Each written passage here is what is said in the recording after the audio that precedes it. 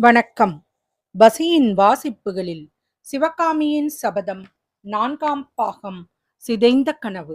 அத்தியாயம் 9. யுத்த பேரிகை. தேவி, இந்த பிராதான பல்லவ சிம்மாசனம் உன்னை போன்ற உத்தமியை தனக்கு உரியவளாகப் பெறுவதற்கு எத்தனையோ காலம் தவம் செய்திருக்க வேண்டும். உன்னை பட்ட மகிழ்ச்சியாகப் பெறுவதற்கு நான் எவ்வளவோ ஜென்மங்களில் பாக்கியம் செய்திருக்க வேண்டும் என்று மாமல்ல சக்கரவர்த்தி கூறியபோது அவரது வைரம் பாய்ந்த கம்பீர குரலும் தழுத்தழுத்தது. வானமாதேவிக்கோ புலகாங்கிதம் உண்டாயிற்று. ஏதேதோ சொல்ல வேண்டும் என்று தேவி பிரயத்தனப்பட்டாள். ஆனால் வார்த்தைகள் வெளிவரவில்லை. பல்லவேந்திரர் மேலும் கூறினார். பாண்டியர் குலவிளக்கே, கேள். நீ என்னுடைய பட்ட மகிழ்ச்சி மட்டுமல்ல, எனக்கு பிறகு இச்சிம்மாசனத்துக்குரிய மகேந்திர குமாரனுடைய அன்னை. பல்லவ சாம்ராஜ்யத்து பிரஜைகள் எல்லாம் ஒரு நாளிலே ஒரு நொடியிலே வசீகரித்து அவர்களுடைய பக்தியை கொள்ளை கொண்ட சக்கரவர்த்தினி. என் தந்தை மகேந்திரர் காலமான சில நாளைக்கு பிறகு மந்திரி மண்டலத்தார் எனக்கு பட்டாபிஷேகம் செய்து பல்லவ சிம்மாசனத்தில் அமர்த்தினார்கள். அதே சிம்மாசனத்தில் என் அருகில் நீயும் வீற்றிருந்தாய். நம் இருவருக்கும் ஆசி கூறிய எங்கள் குலகுரு ருத்ராச்சாரியார் நாம் சிம்மாசனத்தில் வீற்றிருக்கும் காட்சியானது சொர்க்கலோகத்துக்கு தேவ சபையில் தேவேந்திரனும் இந்திராணியும் கொலுவீற்றிருப்பதைப் போல இருக்கிறது என்று ஆசி கூறினார். அதை கேட்ட சபையோர் குதூகலத்துடன் ஆரவாரித்து மகிழ்ந்தார்கள். கொஞ்ச காலம் நாட்டில் மழை பெய்யாமல் இருந்ததையும் நீ காஞ்சி நகர் புகுந்ததும் பெருமழை பெய்ததையும் நினைவு கூர்ந்த சபையோர், நீ சாட்சாத்து இந்திராணியைத்தான், சந்தேகமில்லை என்று ஒருமுகமாக கூறினார்கள். செந்தமிழ் புலவர்கள் உனக்கு வானமாதேவி என்று பெயர் சூட்டி வாழ்த்துப் பாடல்கள் புனைந்தார்கள். அது முதல் அரண்மனையிலும் நாடு நகரங்களிலும் உன்னை இந்திராணி என்றும் வானமாதேவி என்றும் என் பிரஜைகள் பெருமையோடு சொல்லி வருகிறார்கள். அப்பேற்பட்ட உன்னை இந்த பல்லவ சிம்மாசனத்தில் இருந்து இறக்கி விடுவதற்கு இந்த உலகிலே வேறு யாருக்கும் உரிமை கிடையாது. வானமாதேவி அப்போது குறுக்கிட்டு ஒரு கேள்வி கேட்டாள். சுவாமி, இந்த பல்லவ சிம்மாசனத்துக்கு மட்டும்தானா நான் உரிமையுடையவள்? தங்களுடைய இதய சிம்மாசனத்தில் எனக்கு இடம் கிடையாதல்லவா? சற்றும் எதிர்பாராத மேற்படி கேள்வி மாமல்லரை ஒரு கணம் திகைப்படையச் செய்து விட்டது. சற்று நிதானித்த பிறகு வானமாதேவியை அன்புடன் நோக்கிச் சொன்னார். ஆகா, இத்தகைய சந்தேகம் உன் மனதிலே ஏற்பட்டிருந்தும் சென்ற 9 வருஷ காலமாக என்னை ஒன்றும் கேளாமலே இருந்து வந்திருக்கிறாயல்லவா? தமிழ்மறை தந்த திருவள்ளுவ முனிவர் தெய்வம் தொழாஅல் தொழா நற்றொழு தொழுவால் பெய்யென பெய்யும் மழை என்று கூறியுள்ளார். அவருடைய பொய்யா மொழிக்கு நீயே உதாரணமாவாய்.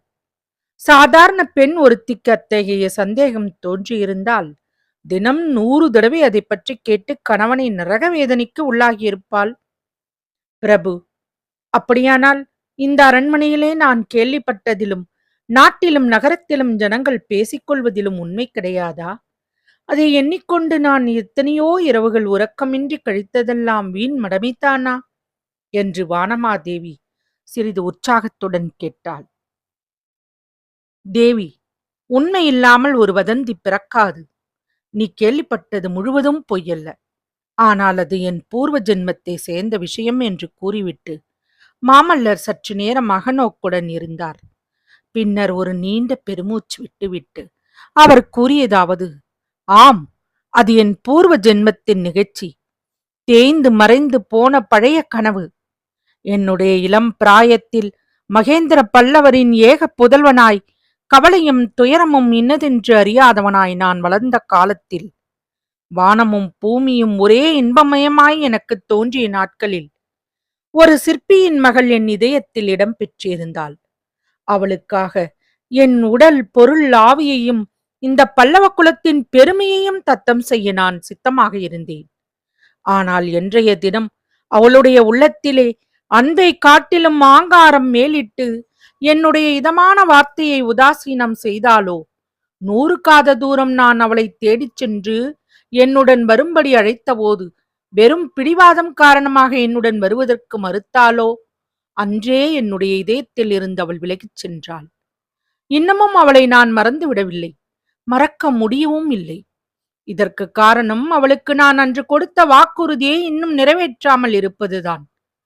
தூர தேசத்தில் பகைவர்களுடைய கோட்டைக்குள்ளே வசிக்கும் சிவகாமியின் ஆவியானது என்னை இடைவிடாமல் சுற்றி சுற்றி வந்து பகலில் அமைதி இல்லாமலும் இரவில் தூக்கம் இல்லாமலும் செய்து வருகிறது. என்றைய தினம் அவளுக்கு நான் கொடுத்த வாக்குறுதியை நிறைவேற்றுகின்றேனோ, வாதாபியை வென்று அவளை விடுதலை செய்து அவள் தந்தையிடம் ஒப்புவிக்கிறேனோ, அன்று அந்த பாதகியின் ஆவி என்னை சுற்றுவதும் நின்று போய்விடும். அன்றைக்கே அவளுடைய நினைவை என் உள்ளத்தில் இருந்து வேரோடு பிடுங்கி எறிந்து விடுவேன். பின்னர் என் மனத்திலே உன்னையும் நமது அருமை குழந்தைகளையும் இந்த பல்லவ சாம்ராஜ்யத்தின் மகோன்னத்தையும் தவிர வேறெதுக்கும் இடம் பெயராது. தேவி, நான் சொல்வதில் உனக்கு நம்பிக்கை ஏற்படுகிறதா?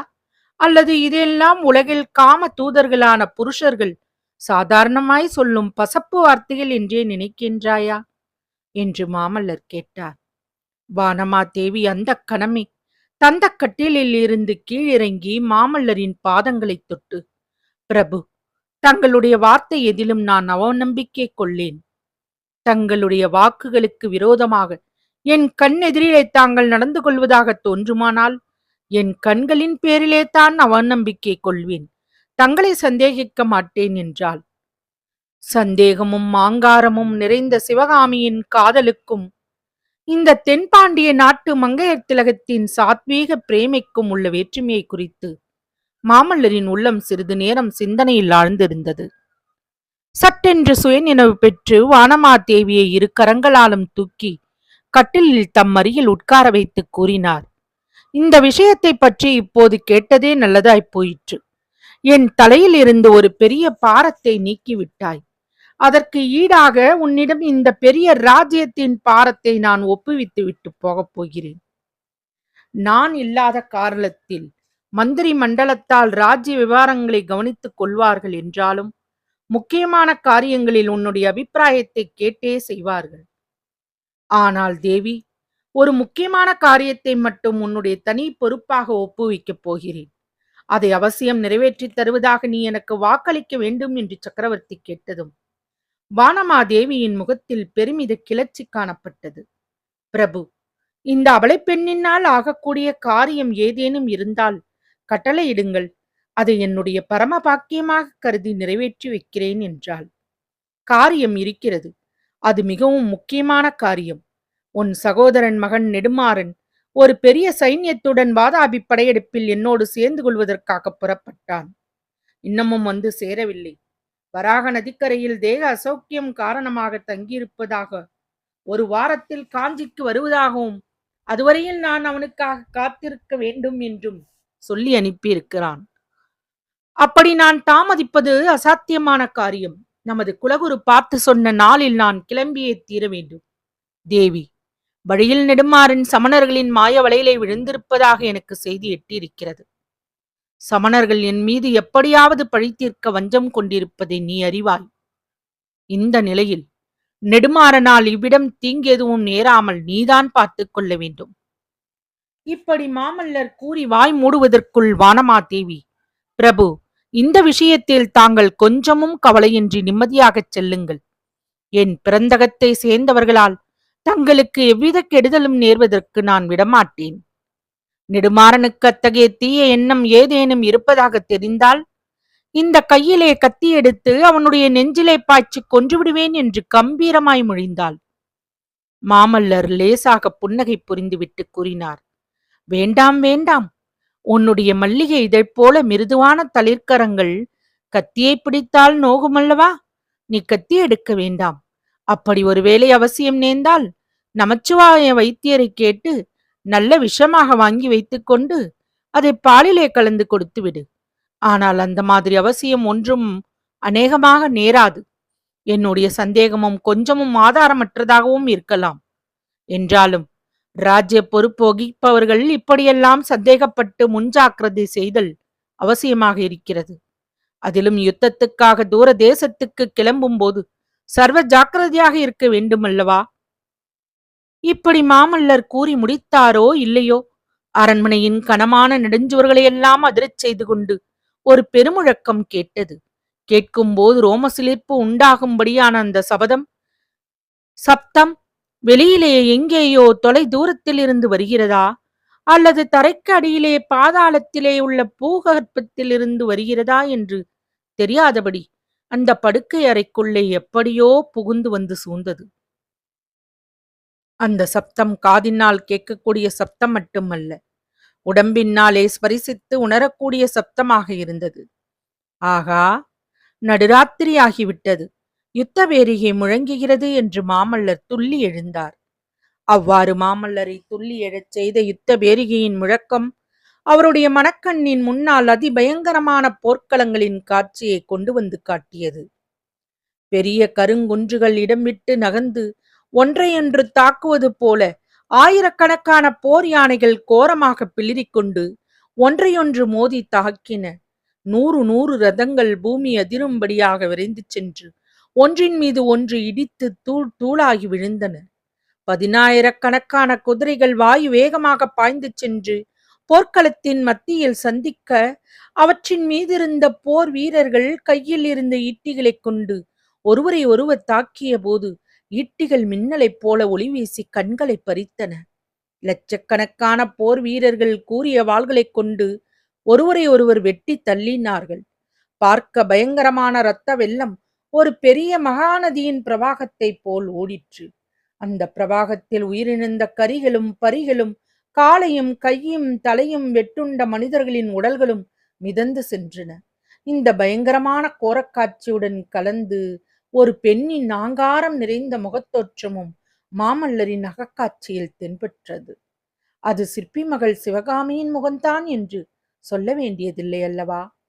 தொடரும். வசியின் வாசிப்புகளை சப்ஸ்கிரைப் பண்ணுங்க, லைக் பண்ணுங்க, ஷேர் பண்ணுங்க. உங்க கருத்துக்களை கமெண்ட்ல பதிவு பண்ணுங்க. நன்றி.